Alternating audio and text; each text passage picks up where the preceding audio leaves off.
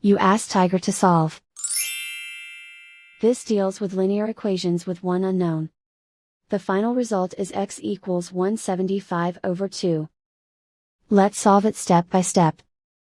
Simplify the expression. Combine like terms.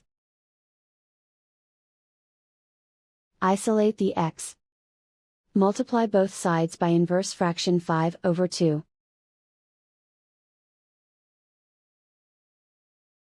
Group like terms. Multiply the coefficients.